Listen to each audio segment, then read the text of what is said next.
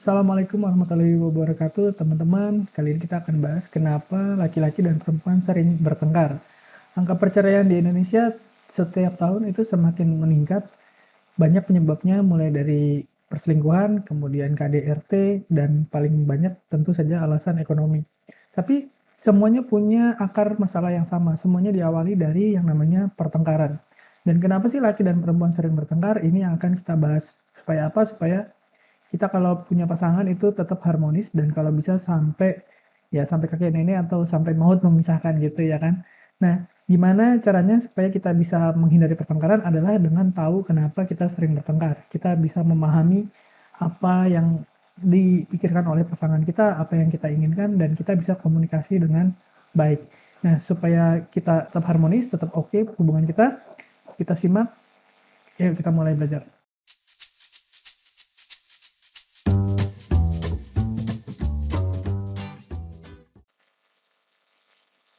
Kenapa laki-laki dan perempuan sering bertengkar? Masalah yang paling sering terjadi adalah karena harapan dan asumsi kita tidak sesuai dengan kenyataan dan realita. Jadi laki-laki harapan terhadap perempuannya terlalu tinggi mungkin, dan perempuan harapan terhadap yang laki-lakinya juga terlalu tinggi. Jadi tidak sesuai dengan realita dan ketidaksesuaian itu bikin kesel gitu ya.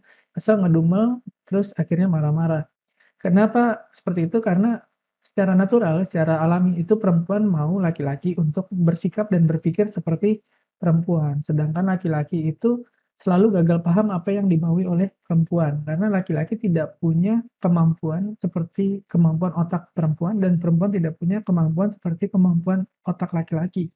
Dan ini yang selalu jadi masalah dan menimbulkan pertengkaran. Kenapa begitu? Ya memang sudah dari sananya begitu. Cuman kalau kita ngerti kenapa, kita bisa bikin pertengkaran itu jadi nggak terlalu banyak dan terlalu besar gitu ya. Kalau kita tidak atasi nih misalkan harapan dengan realita ini tidak sesuai dengan kenyataan, kita akan merasa berdua ya, statusnya berdua, tapi perasaannya itu sendiri gitu. Kenapa? Karena kita tidak pernah mau tahu dan tidak pernah mau paham. Akibatnya jadi merasa makin sendiri, makin ditinggal, makin nggak punya pasangan, walaupun statusnya masih berdua gitu. Dan akhirnya support terhadap pasangan juga berkurang. Dan karena support terhadap pasangan berkurang, pasangan juga memberikan support yang berkurang juga pada kita gitu. Jadi dua-duanya makin menjauh tapi walaupun statusnya masih berdua gitu. Hubungannya jadi dingin, jadi hambar gitu. Jadi ya kayak orang asing gitu. Nah, kenapa begitu? Karena laki-laki punya dilema ya. Laki-laki dilemanya adalah laki-laki itu suka menyelesaikan masalah. Ya pokoknya kalau ada sesuatu itu dia harus selesaikan gimana cara yang paling cepat, paling efisien, paling masuk akal. Dan seringkali dia memberi solusi atau penyelesaian masalah pada perempuan. Tapi solusinya ini seringkali tidak dihargai karena perempuan itu sebenarnya kalau lagi curhat, kalau lagi cerita itu sebenarnya tidak mencari solusi sebenarnya. Dan laki-laki itu suka salah paham karena dianggapnya semua yang cerita atau curhat itu harus dicariin solusinya. Dan karena solusinya tidak dihargai, laki-laki merasa males gitu. Jadi lama-lama kehilangan minat, ah ngapain nanggepin, ngapain dengerin karena toh perempuannya ini nggak pernah mau peduli dengan solusi yang dia kasih gitu. Dan kalaupun udah ngasih solusi, si perempuannya ini seringkali nggak menghargai lah, tidak apresiasi. Perempuan juga nggak jauh beda sama laki-laki juga punya dilema, karena perempuan itu semakin lama semakin banyak pikiran, semakin bertambah umur semakin banyak pikiran. Kalau dulu hanya ngurusin misalkan waktu sekolah hanya mengurusin sekolah, teman, terus, orang tua, setelah dia dewasa mulai nambah kerjaan, setelah menikah mulai mikirin anak, kemudian mikirin orang tua, mikirin cicilan dan segala macam. Tapi bedanya dengan laki-laki adalah perempuan itu semua pikirannya itu berhubungan gitu. Jadi kalau laki-laki bisa mikir satu-satu nih, oh masalah anak dulu, oh masalah uang dulu, oh masalah orang tua dulu. Tapi kalau perempuan itu nggak bisa, semua jadi satu gitu, semakin banyak pikiran dan karena dia mumet, banyak pikiran, itu kadang-kadang sulit untuk berkomunikasi karena sudah sibuk di dalam pikirannya dan karena dia sulit mengkomunikasikan, dia pengennya laki-lakinya itu ngerti, laki-lakinya gimana sih kok nggak paham juga, kenapa nggak bisa ngerti ya karena laki-laki tidak dilengkapi kemampuan otak untuk menangkap bahasa-bahasa tubuh, bahasa nonverbal. Jadi perempuan ini kebanyakan komunikasinya adalah dengan bahasa nonverbal seperti gesture, gerak-gerik tubuh, mimik muka. kemudian nada, suara gitu. Dan laki-laki itu nggak bisa nangkap tanda-tanda ini karena ya otaknya beda gitu. Waktu stres pun begitu. Jadi pertengkaran itu awalnya diawali dari stres salah satu antara laki-laki atau perempuan, dan dua-duanya ini kalau salah satunya stres itu akan memicu pertengkaran gitu. Dua-duanya punya metode berbeda untuk menghadapi stres. Kalau laki-laki itu dia seringnya masuk gua, menyendiri, masuk kamar atau apa, sendirian untuk ketemu solusinya.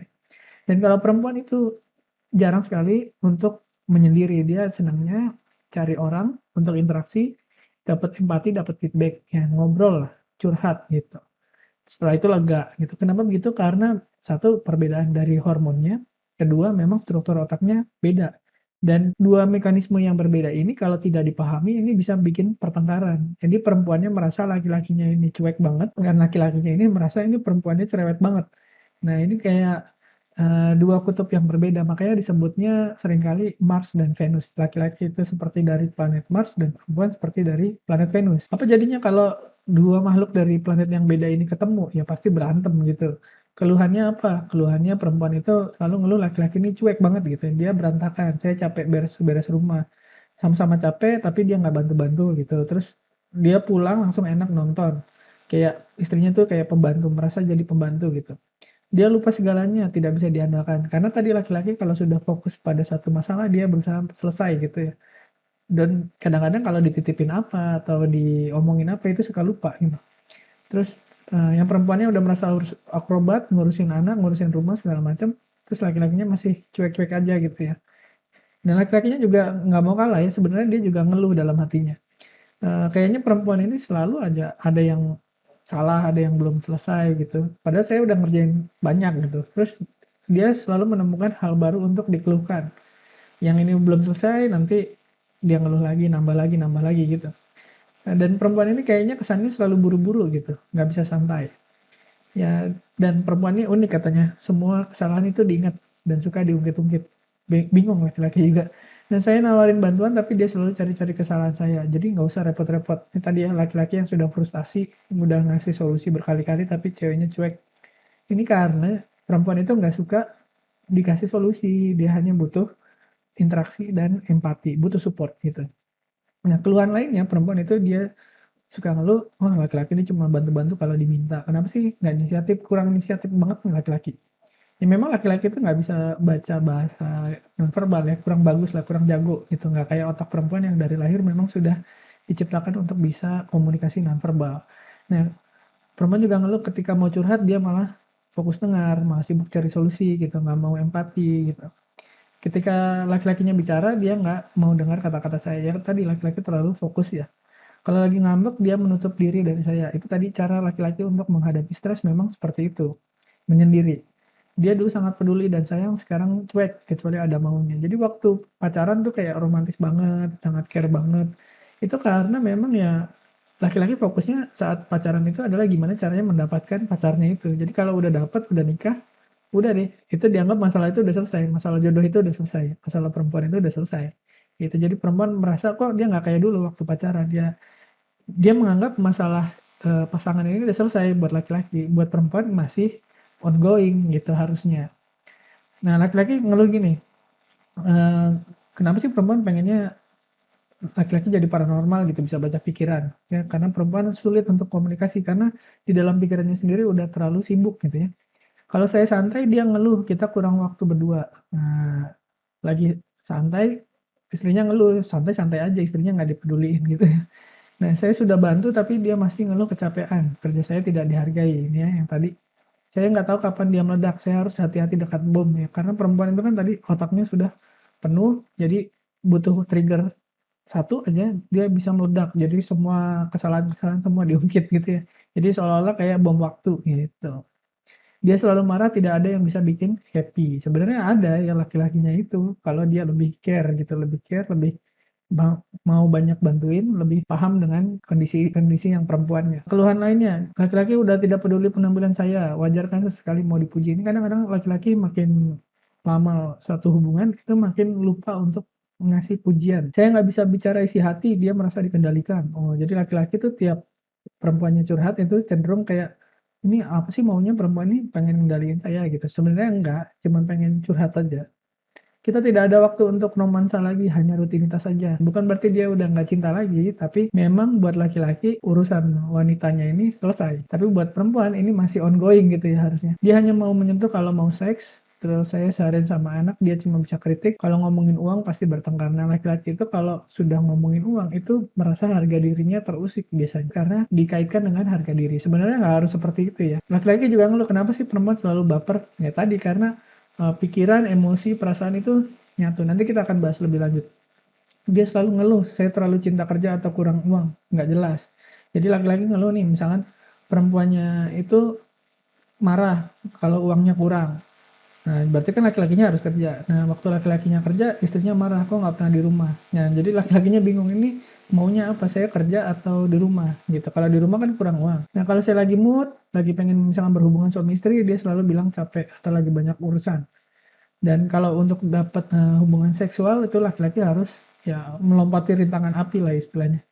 Kalau saya lagi mau main sama anak, dia banyak ngatur. Saya tidak ingin diatur. Di abad 21 ini makin rumit ya, karena trennya perempuan karirnya juga lebih maju, pangkatnya lebih tinggi dari yang dulu ya.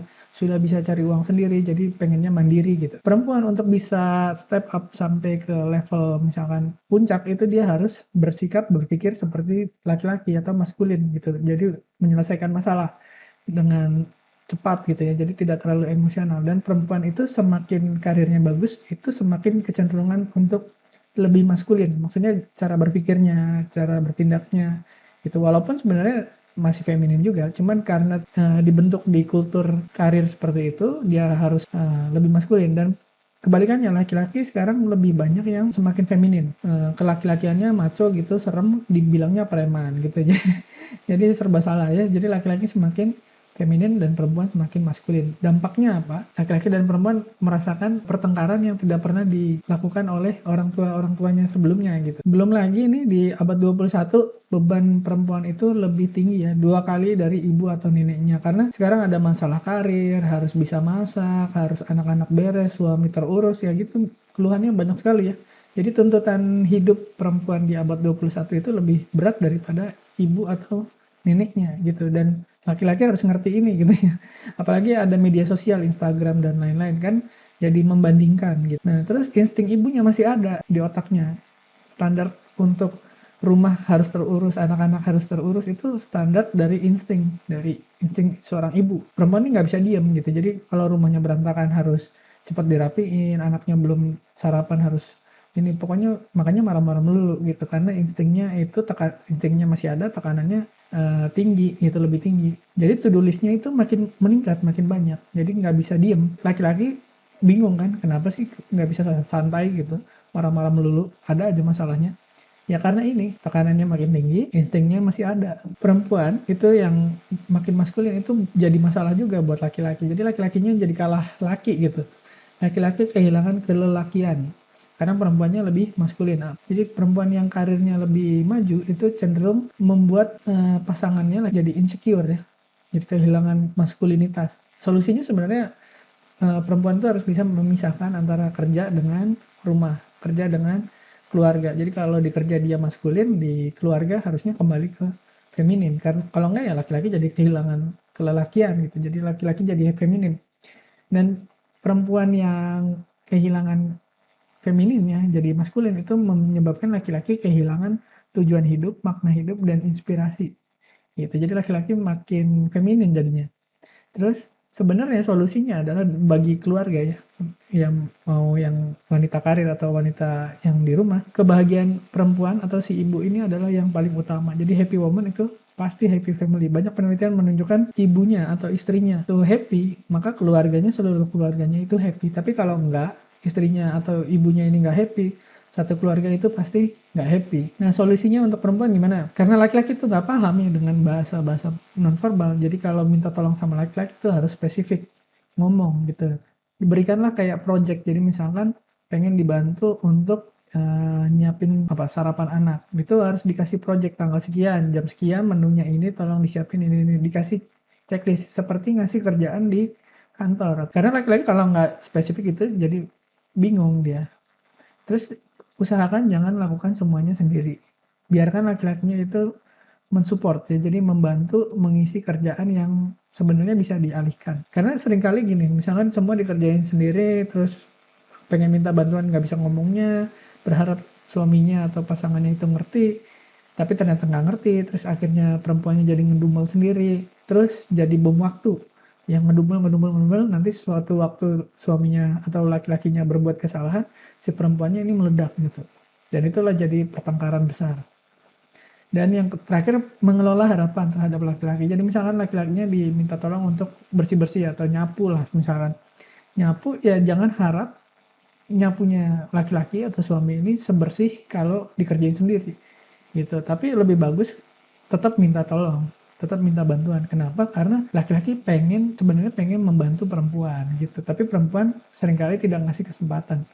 Dan perempuan itu suka nggak jelas gitu kalau minta bantuan. Dan laki-laki itu waktu mau ngasih bantuan jadi bingung gitu. Solusi untuk laki-laki adalah laki-laki harus paham kebutuhan perempuan. Ya, tadi tekanannya lebih tinggi, kebutuhannya seperti apa, empati, support gitu ya. Mungkin dibantu di rumah. Terus mengelola harapan terhadap perempuan. Ya, jangan harapkan perempuan modern itu seperti ibu atau nenek kita yang perfect di rumah, perfect terhadap anak-anak, perfect di dapur segala macam. Itu sebenarnya udah harapan di abad 20. Jadi di abad 21 nih kita harus menyesuaikan dong. Berikutnya adalah jangan bucin. Jadi laki-laki itu semakin dia bucin ya, semakin dia submisif, semakin dia nyerah sama perempuannya, ya, jadi budak gitu.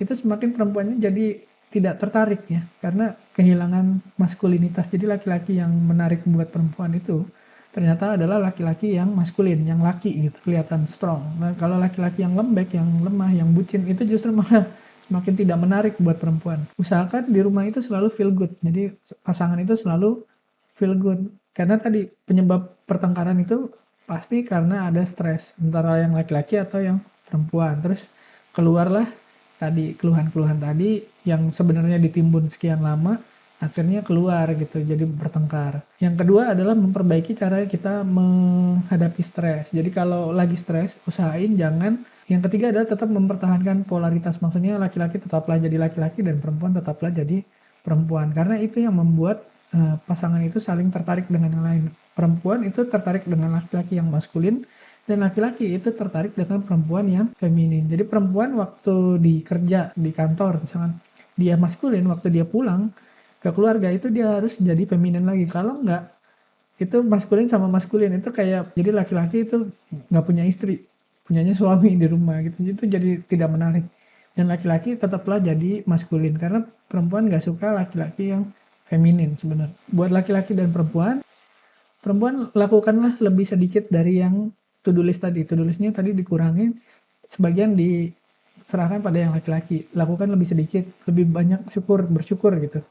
Jadi kalau laki-lakinya sudah membantu, ya tidak perlu dikritik ya. Tapi disyukurin, lama-lama akan membaik. Misalkan pertama nyapu, nggak bersih.